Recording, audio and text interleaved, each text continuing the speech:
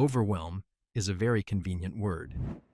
Humans often say they are overwhelmed, but when I examine what they are actually avoiding, it is rarely too much.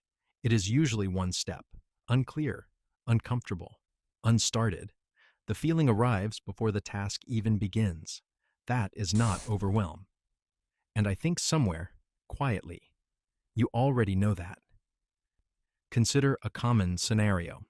A project is due in 2 weeks. Enough time, reasonable scope, nothing extraordinary. But instead of opening the document and writing the first line, you reorganize your notes, rename a folder, watch a video about focus, adjust the brightness on your screen. You are moving. You feel productive. The document is still blank. The project hasn't moved. Only the activity around it has. And at the end of that hour, you sit back, exhale, and say, I'm so overwhelmed. But the task didn't change. The deadline didn't move. The scope didn't expand. You just never started. I've observed this pattern consistently. Overwhelm almost never appears because there is genuinely too much. It appears at a very specific moment, the moment before beginning. And in that moment, it is almost always one of three things. The first step is undefined, the outcome is uncertain, or the risk of doing it poorly is suddenly very visible. That last one matters. Before you begin, your potential is still intact. The project could be brilliant. The execution could be clean. The moment you start, reality evaluates you. So you delay, not out of laziness, out of protection. And while you wait, you call the waiting overwhelm. Here is where it becomes a cycle. The task feels uncomfortable. You hesitate. You move towards something easier, a message, a scroll, a reorganized desktop. For a moment, the discomfort eases. That relief feels like recovery. The task is still there. The pressure compounds, which makes the next attempt feel heavier than the last, which produces more discomfort, which increases the urge to escape. Notice something specific. The task did not grow.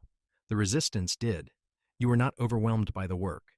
You were overwhelmed by the accumulation of not doing it. That is a meaningful difference. Overwhelm is a convincing word. It sounds external. It sounds like the world has exceeded your capacity. Like you are a reasonable person facing an unreasonable amount, but in most cases, the volume is not the issue. The undefined starting point is, if I ask you in that moment, what is the very next physical action you need to take? There is a pause.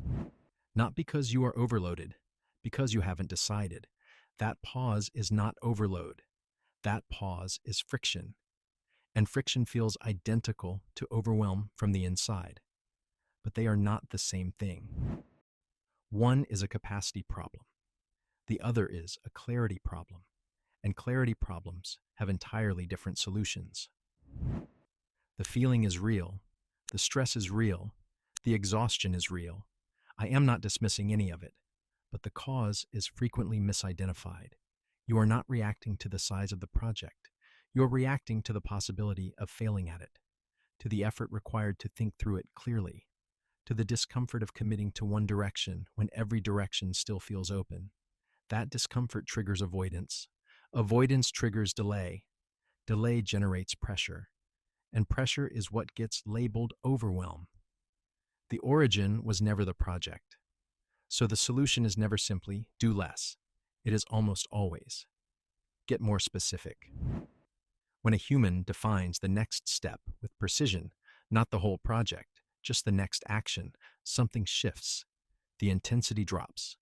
Not because the project disappeared, not because the deadline moved, because the uncertainty decreased. Overwhelm lives almost entirely in uncertainty. Vagueness gives it room to expand. Clarity compresses it. This is not motivation.